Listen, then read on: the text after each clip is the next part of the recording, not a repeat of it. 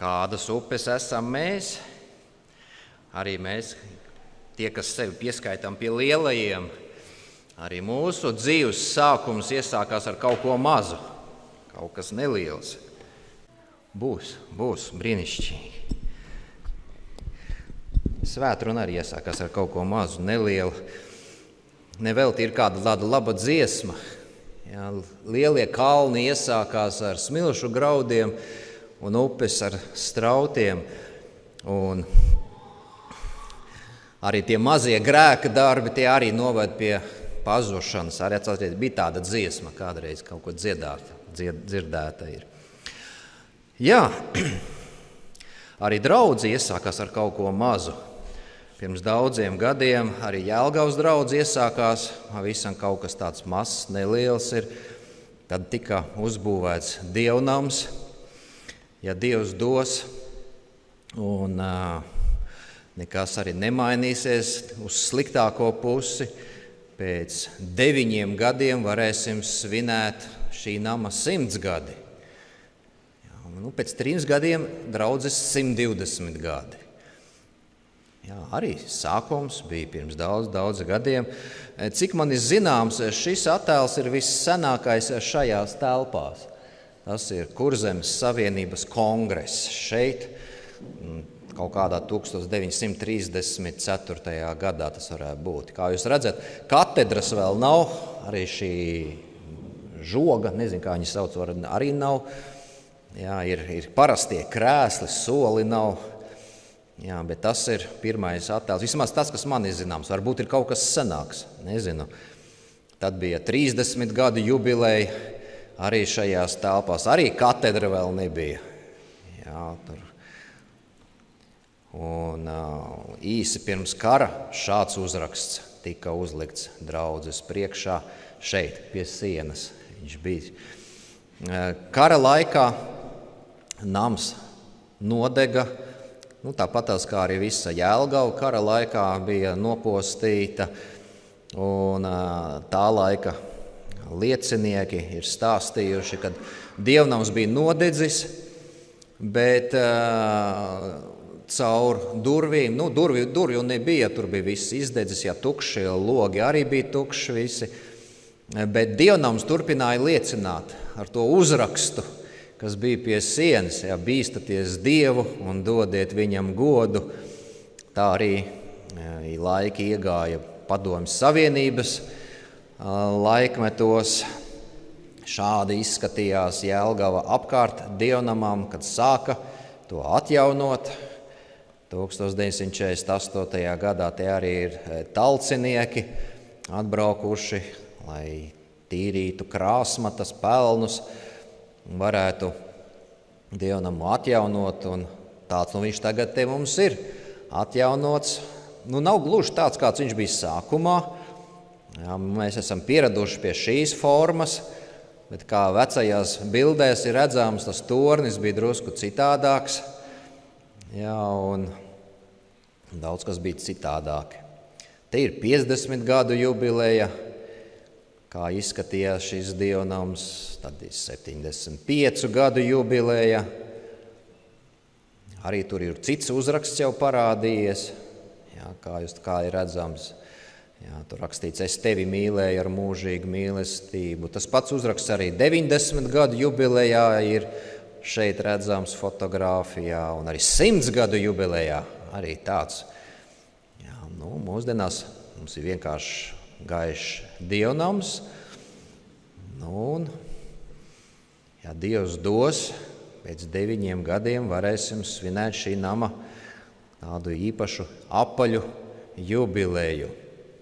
Jā, tāds neliels ieskats noietajā ceļā. Jā, sākums bija neliels, ir jau gandrīz 100 gadi šim dievnamam, un mēs redzam, cik tālu jau laiki ir mainījušies un cik daudz kas ir pilnīgi citādāks.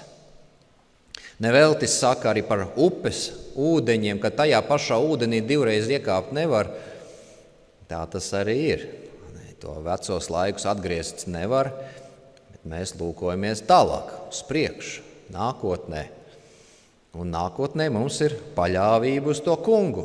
tikai un vienīgi. Šajā reizē mēs arī ielūkosimies 89. psalmā, tā vismaz ir latviešu tulkojumā, un lasām, kur dziesminieks raksta: Es dziedāšu par tā kunga žēlastību visos laikos, paudīšu ar savu muti tavu uzticību, radu radiem. Tu esi arī sacījis, es esmu slēdzis derību ar savu izraudzīto. Es esmu zvērējis savam kalpam Dāvidam. Es nostiprināšu tavu dzimumu uz mūžiem un celšu tavu troni uz radu radiem. Jā, šeit ir atsauce uz Dāvida iecelšanu par ķēniņu, kad viņš tika iesvētīts par ķēniņu, un Dievs viņu bija īpašā veidā sargājis, vadījis, lai gan viņam bija daudzi arī pat bīstami piedzīvojumi, bet Dievs savu apsolījumu bija īstenojis. Un tāpēc psalmā mēs varam lasīt tālāk. Debesis, lai teic tavus brīnumus, ak, kungs, un tavu uzticību svēto draudzē, jo kas ir līdzīgs tam kungam debesīs, kas līdzinās tam kungam no dievu dēliem? Jā, te var rasties jautājums par tiem dieva dēliem, kas tie tādi ir, bet tie ir dieva bērni. Mēs arī Jāņa evaņģēlijā lasām, ka tie, kas Jēzu pieņēmuši, tiek saukt par dievu bērniem, dieva dēlu un meitas. Tā sanāk. Tālāk lasot, Dievs ir bijājams svēto pulkā. Viņš ir liels un iedvež bailes visiem, kas ir ap viņu. Dievs, kungs Cēbaot, kas ir tāds kā tu? Stiprs ir tas kungs, un viņa uzticība ir ap viņu. Jā, Dievs tiešām ir liels, un arī tā parasti, arī, kad mēģināja viņu kā visu valdītāju atveidot, ir tādas arī lielas baznīcas, kuros centrālā tajā velvē vai kupolā ir pašā vidū ir attēlots tā kā Dievs visu valdītājs, kurš valda pār visām lietām. Līdzīgi kā tajā arī šajā psalmā tas tiek uzsverts. Tu valdi pār trakojošo jūru, kad jūras viļņi ceļas, tu tos klusini. Tu esi notriecis Rahabu beigtu, tu esi izklīdinājis savus ienaidniekus ar savu varano roku. Tas Rahabs, kas te ir pieminēts, dažādos tulkojumos ir tur minēts, it kā tā varētu būt Ēģiptes apzīmējums, vai arī ļauno spēku apzīmējums. Jebkurā gadījumā, kā visu varenais, tas kungs spēj savaldīt visas pretvaras, visus ienaidniekus, kas ceļās. Tālāk lasot, tev pieder debesis, tev pieder arī zeme, pasaule un kas to pilda, to tu esi radījis. Tu esi radījis ziemeļus un dienvidus, Tābors un Hermons gavilēs, teic tavu vārdu. Tev ir spēcīgs elkonis, tava roka ir stipra, tava labā roka pacelta. Tiešām, Dievs valda par visu, un mēs arī tā varam ievērot, ka ne tikai šajā psalmā, bet arī daudz kur citur Bībelē, Sātanam vieta ir ļoti maziņa atvēlēta, jo tas kungs tiešām valda pār visām lietām.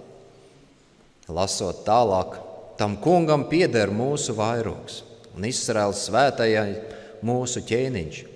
Toreiz tu runāji ar savu svēto parādībā un sacīji, es esmu vainagojis varoni, kam jāspēj palīdzēt, paaugstinājis izraudzīto no tautas dēliem. Es esmu atradis un izraudzījis Dāvidu par savu kalpu, ar savu svēto eļļu es esmu viņu svaidījis, un mana roka turēs viņu stipri, un mans elkonis viņu spēcinās. Jā, šajā psalmā un arī citos arī tiek izteikts tieši Dāvids, kā Dieva pārstāvis virs zemes ķēniņš Jeruzālemē. Taču, lasot jauno derību, mēs saprotam, ka caur šo vārdu tiek izcelts kāds cits, proti tas, kam ir tituls Dāvida dēls. Mēs saprotam, ka tas ir Jēzus Kristus. Tādēļ mēs tur varam lasīt tālāk. Viņa rokā es nodošu jūru, viņa labajā rokā upes. Viņš sauks mani. Tu esi mans tēvs, mans dievs un manas pestīšanas klints patvērums. Jā, es viņu iecelšu par pirmdzimto, par visaugstāko zemes ķēniņu starpā. Es saglabāšu pret viņu savu žēlastību mūžīgi, un mana derība ar viņu paliks pastāvīgi. Jā, te ir izcelts pirmdzimtais. Tas ir Mesijas tituls. Jēzus Kristus arī ir saukts par pirmdzimto, piemēram, vēstulē Kolosiešiem. Bet tas norāda nevis to, ka viņš tā kā chronoloģiski kaut kur ir sācies, bet gan tieši viņa status un priekšrocības. Bet pirmdzimtais, šis ir arī ne tikai Mesijas, bet arī atpestīto nosaukums. Arī par, piemēram, Ebrejiem 12:23 par pirmdzimtiem tiek nosaukti glābtie. Jā, tas arī norāda nevis uz viņa izcēlesmi, radurakstiem, bet gan uz to, ka viņi pieder Kristum, kurš ir pirmdzimtais, un kopā ar viņu uzvarējuši arī top ne tikai par Dieva bērniem, bet arī par šādiem pirmdzimtajiem. Tas ir tie, kas arī pieder pie Kristus, kurš satriec čūskas galvu, kas bija apsolīts 1. Mūzes 3. nodaļas 15. pantā. Lasām tālāk šajā psalmā. Viņa dzimumu es uzturēšu mūžīgi, viņa troni tik ilgi, kamēr pastāv debesis. Bet ja viņa dēli atmetīs manu bauslību un nestaigās pēc maniem likumiem, ja viņi neturēs svētus manus noteikumus un nepildīs manus baušļus, tad es gan piemeklēšu viņu pārkāpumus ar rīksti un viņu noziegumus ar sitieniem, tomēr savu žēlastību es viņiem neatraušu, nedz liekšu savu uzticību. Jā, Izraels bija neusticīgs, pielūdza elkus, un daudzkārt dēļ tā arī tapa gan cietis, gan izklīdināts. Tomēr Dievs savu uzticību no viņiem neatrāva. Mēs to arī lasām svētajos rakstos. Vēl arī ne tikai Izraēla neusticība, arī pats Dāvids kāds bija. Mēs zinām to piedzīvojumu, kas viņam bija negatīvs piedzīvojums ar Batsebu. Bet jāsaka tā, ka šis piedzīvojums, jeb noziegums, ik pa brīdim atkārtojās arī vēlākos laikos līdz pat mūsdienām. Piemēram, te ir tāds Batsebas sindroms pieminēts. Kas tas tāds ir, šis Batsebas sindroms? Tas, ko bija izdarījis Dāvids, diezgan labi ilustrē arī mūsdienu kādus vadītājus, kuri arī zaudējuši modrību, ieguvuši varu, iekļuvuši kaut kādā privileģētā stāvoklī. Viņiem varbūt ir kaut kāda piekļuva informācija, viņi spēj kontrolēt resursus, cilvēkus, un tad viņiem rodās ilūzija, ka viņš ir nokļuvis kaut kādā īpašā statusā. Līdz ar to var atļauties vairāk kā citi mirstīgie, un viņš var darīt visu, ko viņa šie resursi arī atļauj. Jā, tas bija arī Dāvidam, arī par Dāvidu tur tieši tas minēts, ka viņam vajadzēja iet karā, bet tā vietā viņš baudīja to mieru un labklājību, un kas tur viņam viss bija. Viņam arī likās, ka viss viņš kontrolē un pārvalda, un viss ir zem kontrolas, kā saka, un labi. Un lūk, ar šiem vadītājiem tā arī līdzīgi notiek, ka viņi veic pārkāpumu, un viņiem liekas, ka to arī izdosies paslēpt. Saka, visi gali ūdenī. Dāvidam arī likās, ka viņiem izdosies tur visu paslēpt, tomēr viņiem tas neizdevās. Un arī mūsdienās, Batsebas sindroms, jebkuru vadītāju spēja pazudināt, ja viņš nav modrs par savu morālu, ētiku, modrs attiecībā pašam uz sevi un uz apkārtējiem. Varbūt neminot detaļās, no mūsdienu laikiem ar šis Batsebas sindroms, gandrīz arī šo cilvēku pazudināja, Jā, šīs Amerikas prezidents, skaļš skandāls, es neatkārtošos, mēs visi esam dzirdējuši par viņu.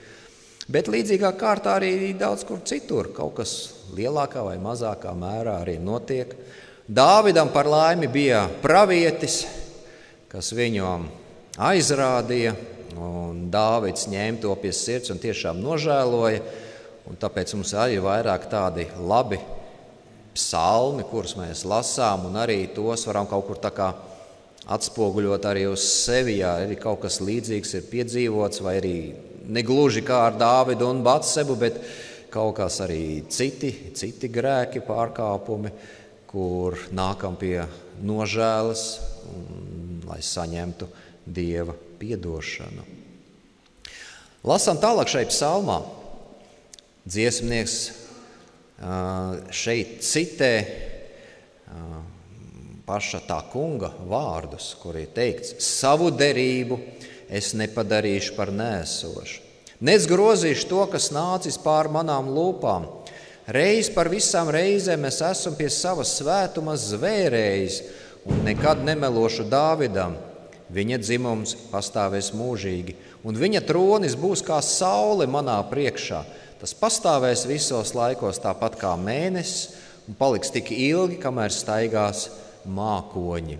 Jā, Dieva tiešā runa. Psalmos ir arī sastopami šādi momenti, kur Dievs tiek citēts.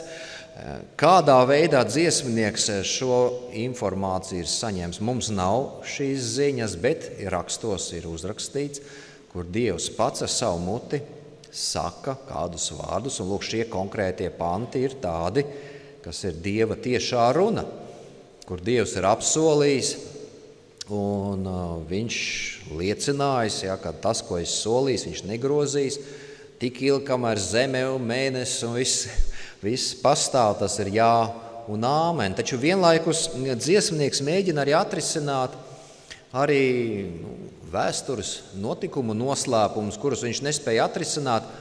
No vienas puses viņš atzinīgi vērtē Dieva apsolījumu, bet no otras puses viņš vēro, kas notiek. Vai šis dziesmnieks ir pats Dāvids vai kāds, kas ir dzīvojis pēc viņa. Vairāki komentētāji nosliedzās, ka dziesmnieks tomēr nebūs Dāvids šim psalmam, bet gan kāds, kas ir vērojis, kādā veidā Dāvida pēcnācēji pamazām noiet no vēstures un politiskās skatuves. Vēl arī viņš vēro, cik bieži tie, kas saucās par Dieva bērniem, cieš. Un ne savu grēku, bet gan tādēļ, ka ir paļāvušies uz Dieva apsolījumiem. Piemēram, tie kāds attēls no Japānas.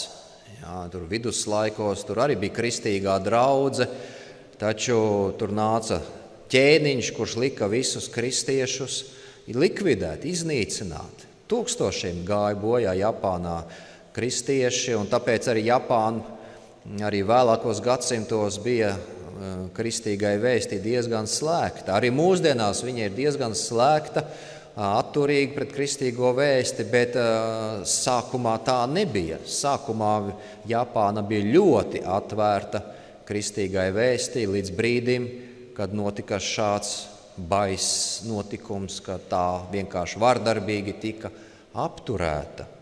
Kāpēc tā ir noticis, ir grūti spriest, bet vienkārši tas, ka tas vēsturē ir iegrozījies.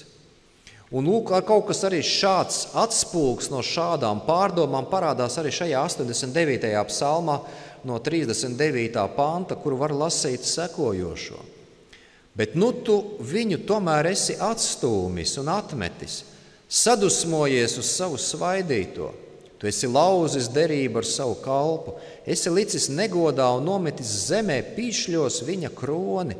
Tu esi radījis dziļas plaisas visos viņa mūros, esi satriecis drupās viņa stiprās pilis. Visi ceļa gājēji viņu aplaupa, saviem kaimiņiem viņš ir tapis par apsmieklu. Ko te dziesmnieks ir uzrakstījis un ko mēs te Bībelē lasām? Kāds var sacīt tā, viņš te šaubas izplata, bet nē, Te viņš apraksta to, ko viņš novēro, un ja jau tas pat ir svētā gara akceptēts un ir saglabāts svētajos rakstos, arī pēcnācējiem par piemiņu, šeit ir kāda svarīga doma, kuru nevajadzētu atmest. Viņš vēro, ka te ir arī nevienmēr ir, kā apsolījumi piepildās gluži tā, kā to esam iztēlojušies. Ir arī tā, ka lūk te Dievs, kā ir uzrakstīts, izceltiem burtiem sadusmojies uz savu svaidīto. Kur mēs to lasām Bībelē? Jā, tas ir Kristus krustā. Kristus krustā, kur viņš uzņēmās pasaules grēkus. Bet ja skatās vēl iepriekš mēs redzam, ka Dāvida arī šī dinastija aprāvās. Jā. Citos tulkojumās tas izraudzītais ir pat rakstīts, piemēram, Septuagintā, turpat ir viņš iztulkots kā Christon, jeb Kristus. Arī latiņu vulgātā ir Kristum. Jā, Viklifs to arī tulkojas, ja tavs Kristus. Senslāvu tulkojumā tur ir pamazanava tvajevo. Luters to arī tulkojas kā tavs svaidītais, un Gliks arī līdzīgi ir šo tulkojis. Kas tad te varētu būt? Jā, to var attiecināt uz Jēzu Kristu Golgatā, to var attiecināt uz Dāvidu, to var uz kādu no Dāvida pēcnācējiem vai jūdu ķēniņu Cedekiju. Dažādos Bībeles komentāros lasot, liela daļa no komentētājiem tā kā vairāk uz to trešo variantu noslēdzas, ka tas ir domāts ķēniņš Cedekija, ar kuru tad arī šī Dāvida dinastija pārtrūkst. Lai gan šajā psalmā un arī iepriekš mēs lasām Dieva apsolījumu, ka šī dinastija turpināsies tik ilgi, kamēr saule spīd un mēnesis dod gaismu. Jā, ja mēs to attiecinām uz Jēzu Kristu, tad mēs to varam saprast, bet dziesmnieks tajā konkrētajā laikmetā to nevarēja saprast. Viņam nebija jaunā derība, viņam bija jautājumi. Un kaut kur līdzīgi arī mums trūkst informācijas kādreiz arī par lietām, kuras notiek ap mums. Mēs nezinām, mēs jautājam, mēs varbūt šaubāmies par kaut ko. Dievs ir solījis, kāpēc nenotiek? Es biju lūdzis, kāpēc nenotiek? Mums pietrūkst tās informācijas, kuras būs vēlāk. Vēlāk, kad daudzas lietas būs skaidrākas. Bet šobrīd ir jautājumi. Kāds varbūt var sacīt, vai Bībelē ir viss nepieciešamais? Kādi atbildēs pozitīvi?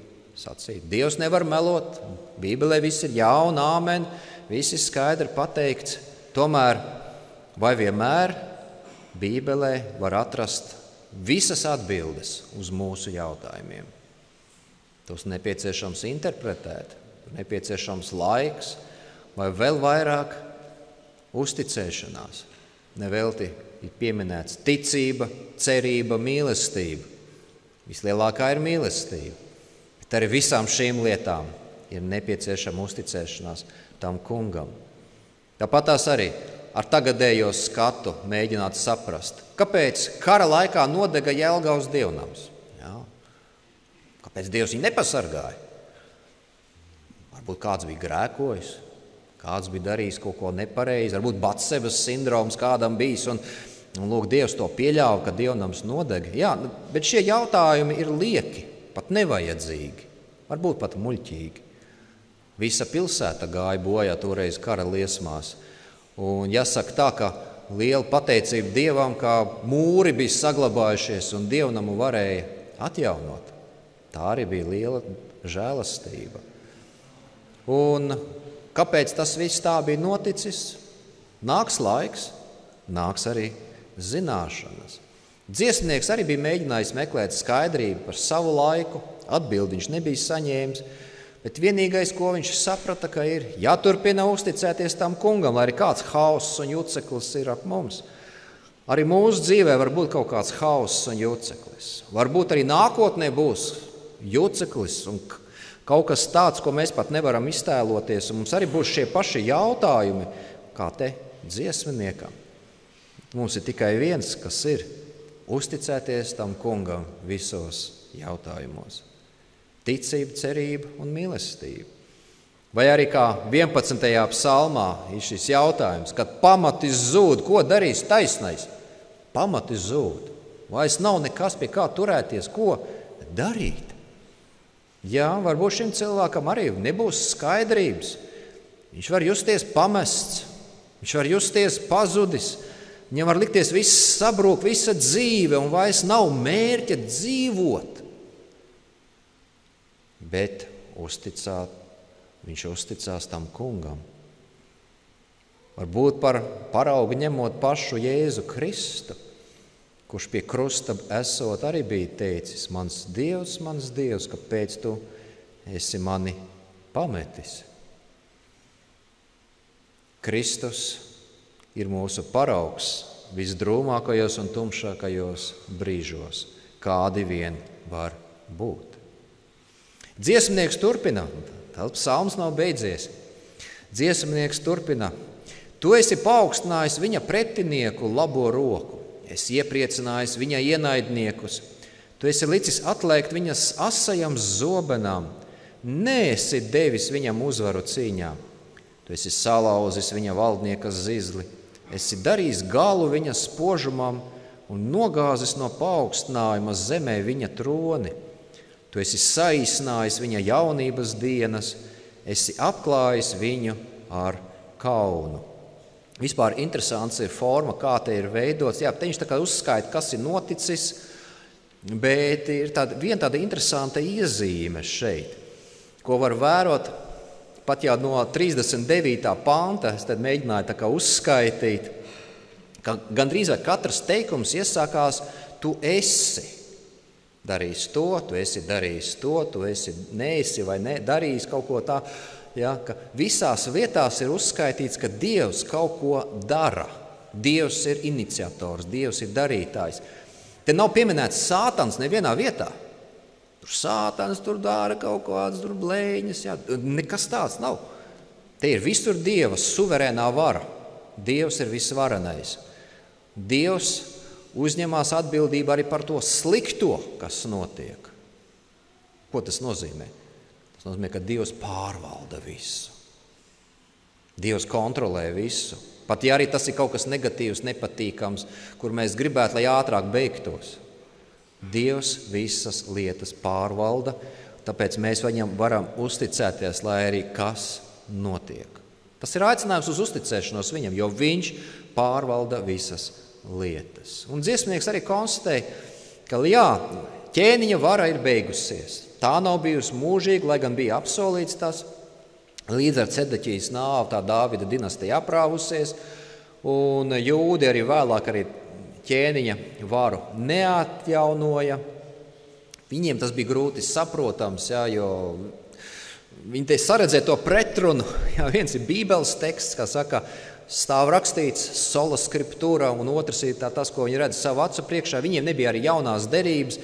Mums ir jaunā derība. Mēs varam justies pārāki, mēs redzam jaunajā derībā Jēzus Kristus, un tad teikt, lūk, Dāvida dēls, dinastija turpinās, Jēzus ir debesu svētnīcā, viņš tur ir kā ķēniņš un kalpotājs mūsu labā, viņš tur aizlūdz un darbojās, un nāks viņš drīz.